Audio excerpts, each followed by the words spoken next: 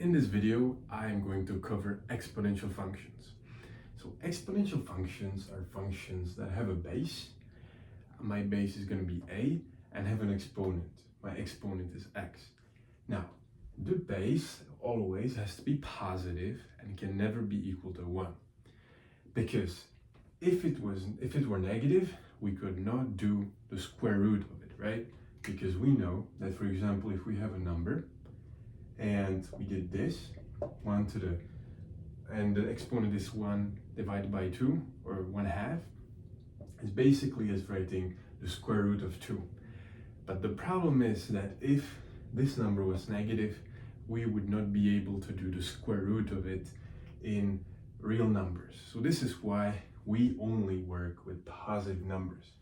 Now, the second thing is that a cannot be equal to 1, because if the base was 1, it doesn't matter if it's to the second power, fifth power, the outcome will always be 1, so it would not really be an exponential function. Great, so now I'm going to show a typical example of an exponential function, and our function is going to be 2 with the exponent x, and I am going to graph this function. Now, to find out what this function is going to look like, we're just going to plug in some points. So, if we plug in 1, if x is equal to 1, y is going to be 2. If x is 2, it's 2 to the second power, that is 4. If I plug in 3, it's going to be 8, right? And now what's more interesting is the negative part, okay? Because if I, for example, plug in -1, it's never going to be negative, right? Because anything, if we have an exponent and it's negative, it simply creates a fraction, right? So it gives us this, 1 over 2 to the first power, which is 1/2. So if I plug in 1, it's going to give me 1/2. And another important point for us is going to be 0. Because any number, any base to the power of 0 is going to give us 1. So this is why when we have an exponential and we plug in 0 and our exponent is only x, is going to give us a point on the y line, and it's going to be 1, right? So we are going to write down the points we know and see what the function looks like. So if x is equal to 1, y is going to be 2. If x is 2, y is 4.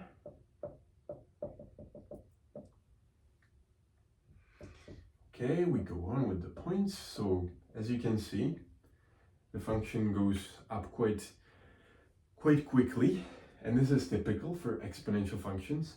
And when we go to the left, so for 0 it gives us 1, so it crosses 1, and 1/2 right here, right?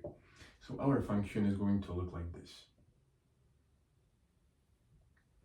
Now, exponential functions grow very quickly, so this is why it can be very useful for example, representing information, or graphing certain things with this function, and this is why it's used quite often. Now, another thing that's typical and is important, and if we do not understand this, we would be quite lost, is the fact that this function never quite reaches 0. And why? Because it doesn't matter how negative x is going to be for us. For example, if I did 2 and our exponent is -99, right?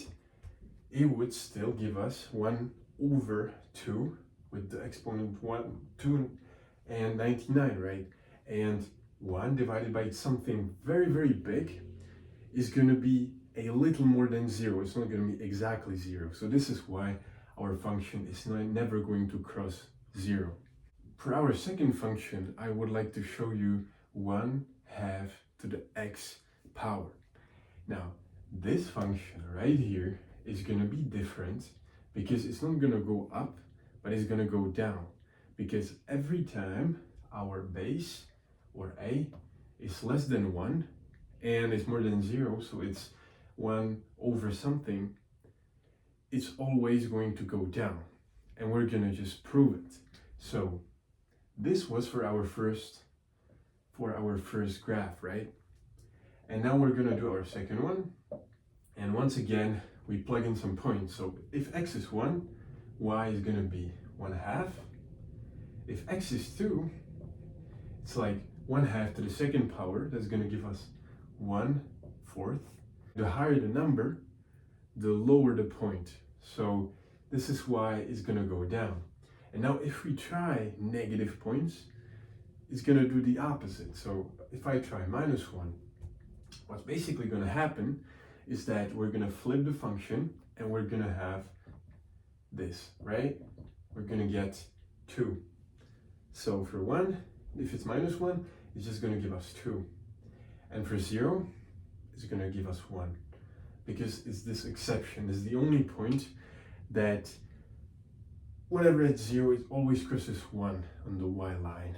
And now we can simply draw it. So for -1, it gives us 2.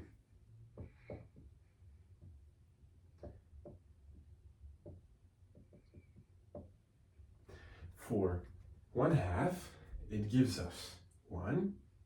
So if we play, for 1, it gives us 1/2. Yeah, and then it just goes down, right? This is 1/4, and we go on. So our function, and this is 1, so it would look like this.